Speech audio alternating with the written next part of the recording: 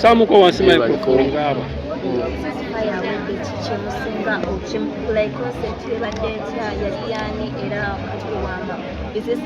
Message nungi ebadde mu ceasefire era esaanira ddala. Uganda ebadde erina ekintu ekizeemu kya tribalism. Abantu bazza ebyedda ne babizza kati omusanga otunga gasaagala kubanga something happened in 1863 ekibi nga tebikwata nako bakubuza binimize. So ate nga Uganda is Uganda. Uganda eriemu just twayawukana kubantu Uganda ffenna buli omu afuna opportunities twerabira ebyayita ate buli omu ekiriwo wabanga olokeeki buli omu afuna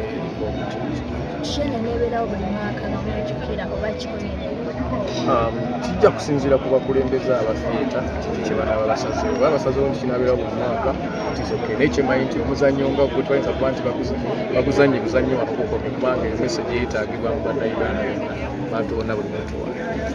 abantu badde beebuuza mbuno abantu bazze ne bawagira naye sente ziddemu zigenda kubaana oba zidda kufieta kati ekirina kubuuzibwa abategesi naye kyemanyi nti era wateekwa kuba nti waliwo percentage egenda kufanire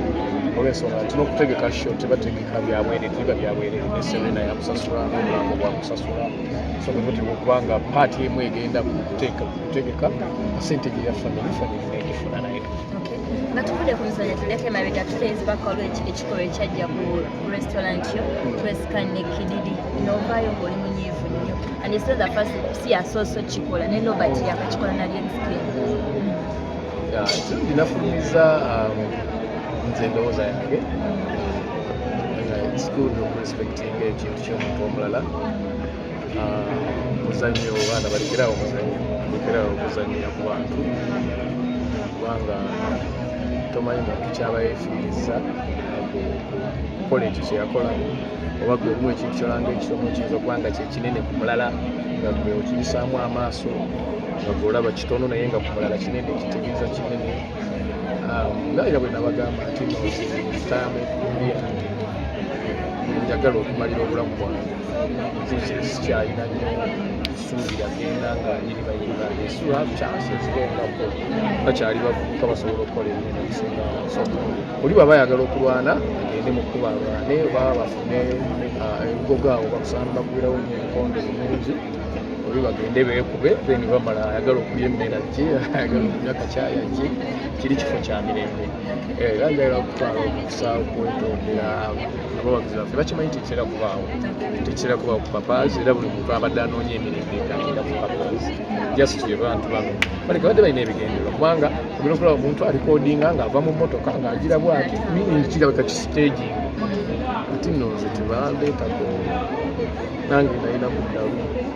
terakizagala balizuukuse tebazuukusa ddalu kadde ziyinza okuba ebbi okoza olunalungi ate ndi omulaba akusinga so abato bange abaana bange saagala nyo bakomerera kyenayogedde kimala naye yabadde message yadde geno eri buli muntu naye obwo obugonvu bw'olujegere ate buliwo obugonvu bwabwo olujegere lugonda nnyo naye ate gemaanyi bakusiba olusiba embwa empanvu wapostinga vidiyo n'abantu baava ne bagamba muno lwaki abayimbi atali responsible tobagoba mu kifo kino nze nga bwe nagamba nti nze ninga airport egenda e Germany ebeevaako eva e Italy neegwa egenda mu America neegwako eri Nairobi neegwa so nze kyekyo Katonda yantonda ndiwe ntyo ndi muzaŋŋanda kyendyokwogera ndi muzaŋŋanda era manyi nti na muntu akyuka people change abantu babifominga n'ava mu mbeera gye yalimu mbi n'atereera abantu batu basobola okukyuka oluvannyuma lw'okukwatibwa obulungi naye bw'obagobera ebbali ekyo kibi kubanga ettaala teba na mugaso mu nzikiza engato ettaala teba na mugaso mu kitangaala erina kwakira wali nzikiza then n'olyoka omanya omugaso gw'ettaala eyo Kwescan yabdde nakwetondera ne Kiddee n'ate ali nzikenti avanga yekwetondera ekikolwa ekyaliwo paka essaawa ya leero ali naye yankubira yakuba tekyali fadde naye yankubira nayakuba nange naabo baalidi nange naye njagala bagamba nti sorry after danger. Next time you should learn how to control your temper.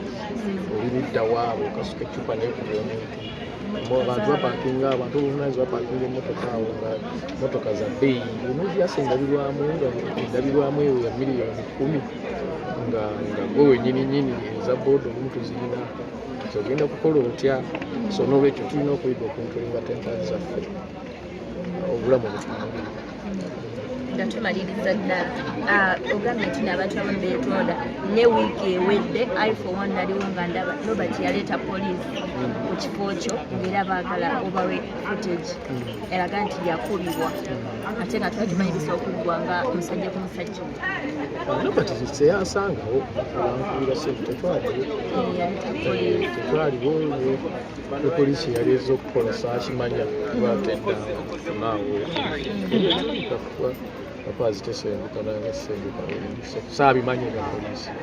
era saamanya lwaki yaleeza. Kale papa tweyanziza nnyo Katonda akuwa omukisa. Gwe wenna nga wandyetaaze okwata omukolo gwo nga okwanjula embaga amazaalibwa baby shower kuhinjira n'ebirala bingi nkwanjulira Glosh TV bakafulu b'okuba ebifaananyi n'okwata vidiyo era nga wandyetaaze okulanga wamu ne Glosh TV kuba ku namba y'essimu eno noti 75 noti 31 283 tweyunire oleme kwejjusa.